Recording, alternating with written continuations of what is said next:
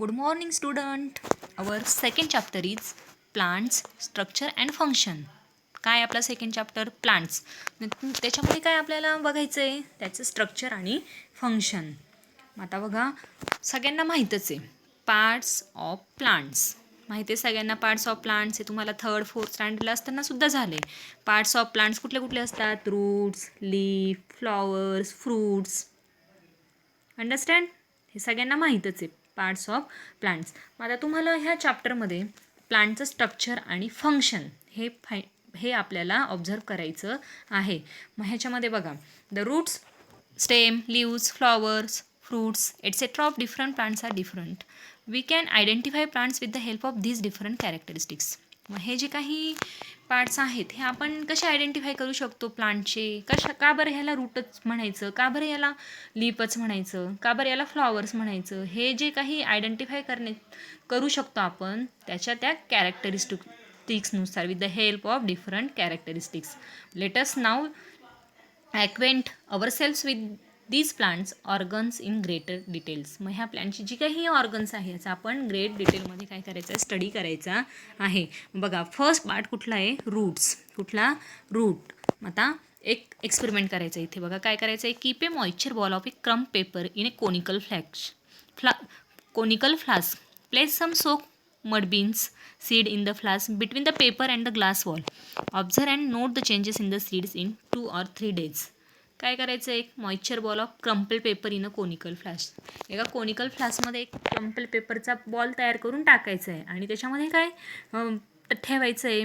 Soak mud beans and gram seeds between the paper and the glass wall. आणि त्या ग्लासच्या मध्ये जो काही पेपर आपण टाकलेला आहे कोनिकल फ्लास्कमध्ये, त्याच्यामध्ये भिजवलेली मठ आणि ग्रॅम सीड्स हे त्याच्यामध्ये आपण टाकायचे. मग बघा, observe the note the changes in the seeds in 2 or 3 days. आणि मग ते भिजवलेले मड बीन्स किंवा ग्रॅम बीन्स टाकले, मग 3-4 दिवसांनी काय करायचं? ऑब्झर्व करायचं. ऑब्झर्व केल्यानंतर काय दिसतं बघा तुम्हाला? हे अशा पद्धतीचं स्ट्रक्चर दिसतं. तुम्हाला माहीतच आहे, घरी आई मटकीला वगैरे, मुगाला वगैरे मोड आणते. मग ह्या अशा पद्धतीचे मोड येतात. मग ह्या अशा पद्धतीने काय होत असतं? रूटचं फॉर्मेशन होत असतं. मग आता हे रूटचं फॉर्मेशन होत असताना जो पार्ट, बघा इथे काय दिले? The part that grows from inside the seed toward soil is called the radical. जो पार्ट जमिनीमध्ये सॉईलमध्ये ग्रो होत असतो त्याला काय म्हणतात? रॅडिकल. दिसते डायग्राममध्ये. आणि the part that grows above the soil is called the plumule. आणि जो पार्ट सॉईलच्या वरती ग्रो होत असतो त्याला काय म्हणायचं? प्लमूल. काय म्हणायचं? Plumule. And the root that forms from the radical grows into the ground.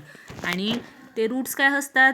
ग्राउंडच्या खाली काय होत असतात? रॅडिकलमधनं फॉर्म होत असतात. खालच्या पार्टला काय म्हणायचं? रॅडिकल. आणि त्या रॅडिकलमधनं ते रूट्स काय होत असतात? फॉर्म होत असतात. And the root is thick near the ground and gradually tapers to a pointed end. आणि मग ते रूट्स काय होत जातात? हळूहळू ग्राउंडपर्यंत थिक होत जातात आणि शेवटी काय होतं?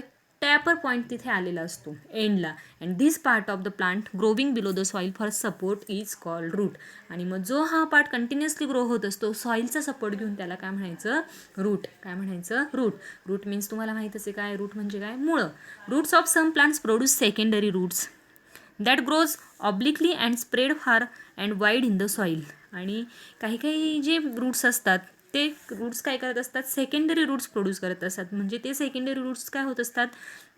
त्याची जी ग्रोथ होत असते ती एकदम वाईड रेंजमध्ये होत असते, जमिनीमध्ये स्प्रेड होत असतात ते.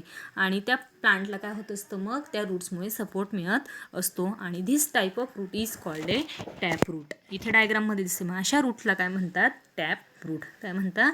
Tap root. इथे डायग्राममध्ये दिसते बघा, टॅप रूटची डायग्राम आहे. ते सेकंडरी रूट्स काय होत असतात? प्रोड्यूस होत असतात थिक आणि वाईडली जमिनीमध्ये स्प्रेड होत असतात. म्हणून अशा रूट्सला काय म्हणतात? Tap roots.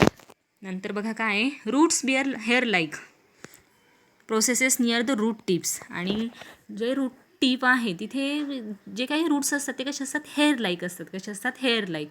And the root tip is delicate. आणि रूट टिप जो असतो तो कसा असतो? एकदम डिलिकेट असतो. इथे डायग्राममध्ये दिसते बघा, रूट हेअरसारखे रूट्स आलेले दिसतात. आणि जो खालचा रूट टिप असतो तो कसा असतो?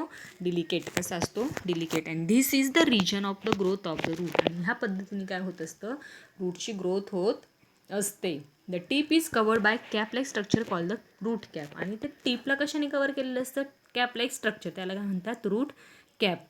आता इथे एक एक्सपेरिमेंट करायचं. Take a glass jar and fill 3/4 of it with water.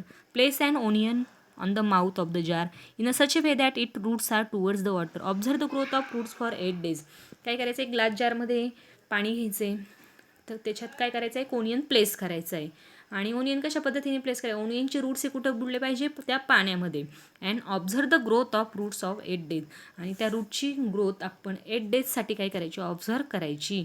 मग काय दिसणार आहे तुम्हाला, thread like or fibre like roots rising from the stem are called fibrous root. आणि मग त्या रूट्सला हळूहळू काय होणार, त्या फायबर्स लाईक रूट काय होणार, फायबर्स लाईक रूट्स तयार होणार, हळूहळू ते वाढत जाणार आणि त्यालाच काय म्हणतात मग, fibrous root. There are 2 main types of root. मग रूटचे किती मेन टाईप्स असतात हे सगळ्यांनी लक्षात ठेवा. There are 2 main types of roots, tap root and fibrous root. मग dicotyledonous plants have tap roots while monocotyledonous plants have fibrous root. Dicotyledonous जे प्लांट्स असतात, डाय म्हणजे काय, डबल, ज्याच्यापासून डाळ तयार होते, डबल द्विदल धान्य जे म्हणतो, त्याचे रूट्स कसे असतात, टॅप रूट्स असतात. आणि मोनोकॉटिलोडॉन्स जे एकच सीड असते, सिंगल, त्याला काय म्हणतात, मोनोकॉटिलोडॉनस, आणि त्याचे रूट्स कसे असतात, फायब्रस रूट.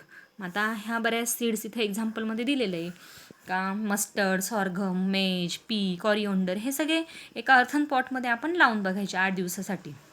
8 दिवसासाठी ते काय करायचे, आपण लावायचे, कल्टिवेट करायचे.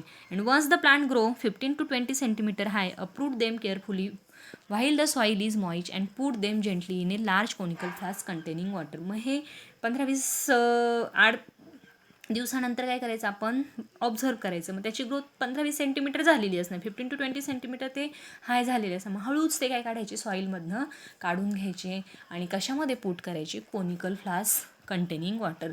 कोनिकल फ्लास्कमध्ये घ्यायचे, ज्याच्यामध्ये पाणी असेल त्याच्यामध्ये ते ठेवायचे. And the soil will get wash off without any harm to the roots.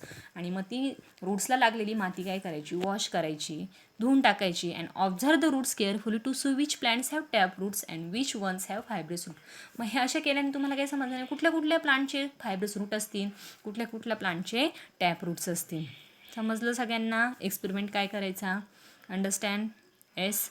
नंतर बघा, plants like maize, sugar cane, sorghum have 2 types of roots. Some roots are underground whereas some grows from the stem just above the soil. मग maize असेल, sugar cane किंवा sorghum, हे जे काही roots असतात, याचे जे रूट्स 2 टाईपचे असतात. एक अंडरग्राउंड असतात सॉईलमध्ये आणि एक कुठे आलेले असतात, स्टेमच्या जवळ आलेले असतात. And the latter called adventitious roots. आणि मग त्या रूट्सला काय म्हणतात, adventitious roots. Beside the normal functions like absorption of water and minerals, anchoring and supporting the plants, root perform some other functions too. मग फक्त वॉटर ॲब्झॉर्ब्स करायचं पाण्यामध्ये, म्हणजे वॉटर ऑब्झर्प्शन करायचं. रूट्सचं फंक्शन काय आहे, वॉटर ॲब्झॉर्ब करणे. त्याचप्रमाणे सॉईलमध्ये असणारे मिनरल ॲब्झॉर्ब करणे.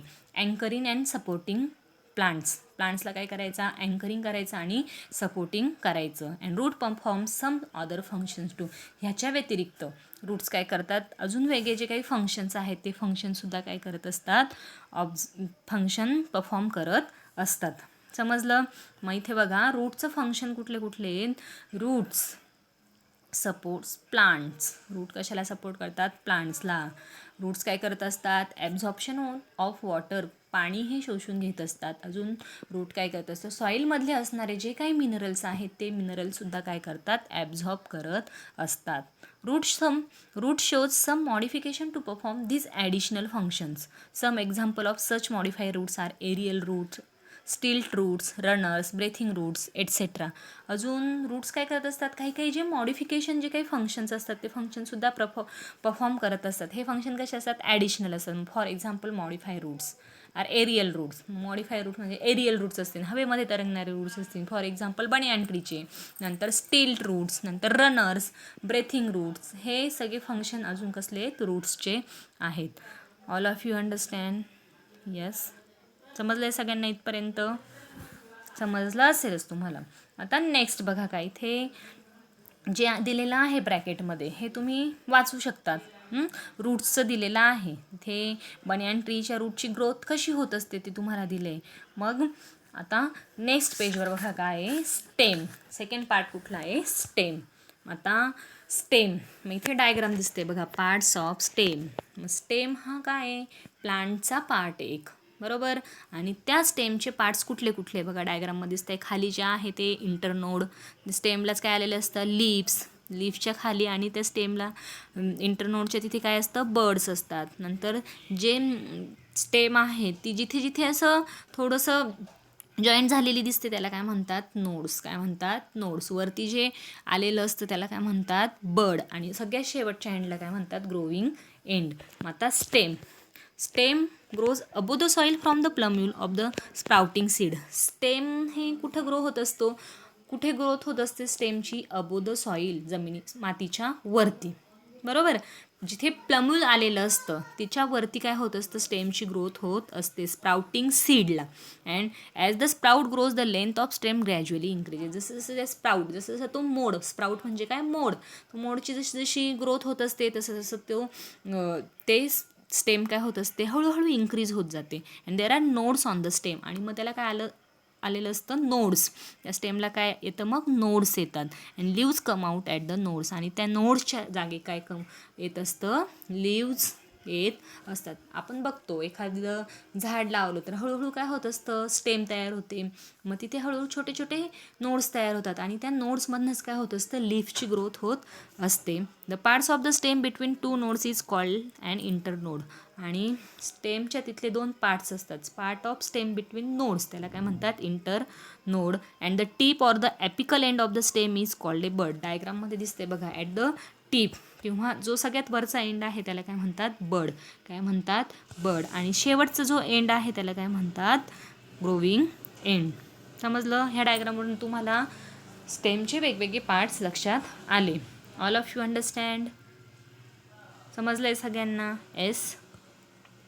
नेक्स्ट बघा कुठला पार्ट आहे मग लीफ. कुठला लीफ.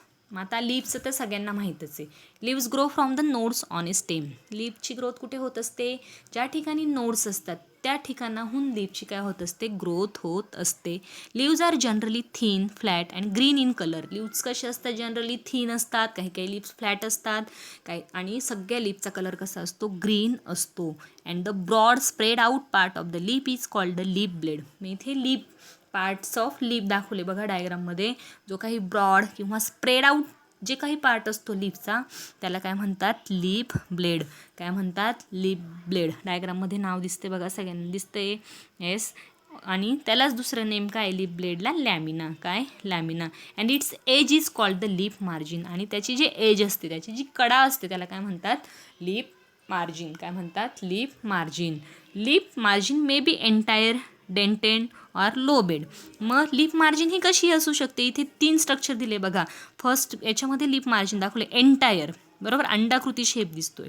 नंतर डेंटेड काट्यासारखं शेप दिसतोय. आणि नंतर लोबेड म्हणजे कसंही स्ट्रक्चर त्याचं असू शकतं. म्हणजे लीफ मार्जिन जे काही एज असतात त्याला काय म्हणतात लीफ मार्जिन. नेक्स्ट बघा काय आहे. The tip of leaf is called the leaf apex. सगळ्यात वरचा जो टीप आहे लीफचा सगळ्यात वरचा जो एंड आहे त्याला काय म्हणतात leaf apex. And it may be tapering pointed or rounded. मग तो टीप ॲपेक्स लीफ ॲपेक्स कसा पण असू शकतो, टॅपरिंग असू शकतो, पॉइंटेड असू शकतो किंवा राउंडेड असू शकतो. Leaves of some plants have a stalk called a petiole. आणि प्रत्येक लीव्सला काय असते स्टॉक असते, छोटीशी हे असते स्टॉक असते, बरोबर, त्याला काय म्हणतात पेटिओल. काय म्हणतात petiole. And leaves of some plants do not have a petiole. आणि काही काही प्लांट्सला पेटिओल नसतात. The portion of the leaf attach to the stem is called the leaf base. आणि जो पोर्शन लीफचा स्टेमला अटॅच असतो त्याला काय म्हणतात leaf base. And small leaf like structure may be present near the leaf base.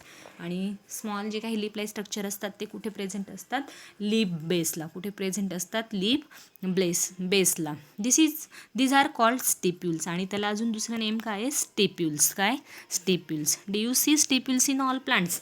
मग तुम्ही पाहिले का रे स्टिप्युल्स हे सगळ्या प्लांट्समध्ये. म्हणजे जे काही पेटिओल असते पेटिओलच्या खाली जो काही लीफ बेस असतो तिथे स्मॉल लीफ लाईक स्ट्रक्चर असतात त्याला काय म्हणतात स्टिप्युल्स. पाहिलं असेल तर, नसेल पाहिलं तर बघू आपण लीफला. तुम्ही बघू शकता. एखाद्या झाडाचं पान ऑब्झर्व करायचं, बघायचं त्याच्या स्टेमपासून जिथून ग्रोथ झाली तिथून आपण बघायचं आणि 2 असे छोटेसे लीफ लाईक स्ट्रक्चर दिसतात त्याला काय म्हणतात stipules. Leaves of some plants have a single divided leaf blade and a single mid rib.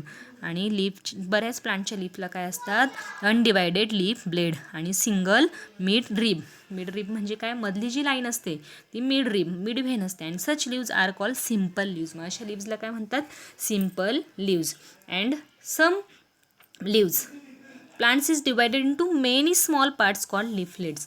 आणि काही जे लिव्स असतात त्याचे जे काही पार्ट्स ते एकदम छोट्या छोट्या लिफलेट्समध्ये काय झालेले असतात, डिवाईड झालेले असतात. अशा लिव्सला काय म्हणतात, कंपाऊंड लिव्ज. मग आता कंपाऊंड लिव्ज, फॉर एक्झाम्पल समजा चिंचेच्या झाडाचं पान पाहिलं आपण, ते स्मॉल जो पार्ट्स आहेत, जे लिव्ज आहेत ते कसे असतात, एका मिड वेनमध्ये ते अटॅच झालेले असतात, बरोबर. म्हणून त्याला काय म्हणतात, कंपाऊंड लिव्ज. समजलं सगळ्यांना. And simple leaf and compound leaf are two main types of leaves. Simple leaf म्हणजे जे काही एकदम एकच पान असणारे सरळ, त्याला काय म्हणायचं, सिम्पल लीफ. आणि कंपाऊंड लीफ म्हणजे काय, फॉर एक्झाम्पल आवळा, चिंच ह्याचे जे असतात लिव्ज त्याला काय म्हणतात, कंपाऊंड लिव्स. समजलं सगळ्यांना? येस, समजलं असेलच सगळ्यांना, बरोबर. नेक्स्ट बघा काय आहे, पुढचा जो टॉपिक आहे डिफरंट टाईप्स ऑफ लिव्ज. म्हणजे लिव्हचे अजून कुठले कुठले टाईप्स आहेत हे आपण नंतर बघू. इथपर्यंत समजलं सगळ्यांना लिव्हचे किती टाईप्स असतात, सिम्पल लिव्ह आणि कंपाऊंड लिव्ह. सिम्पल लिव्ह म्हणजे जे एक सिंगल पान असतं त्याला काय म्हणायचं, सिम्पल लिव्ज. आणि कंपाऊंड म्हणजे काय,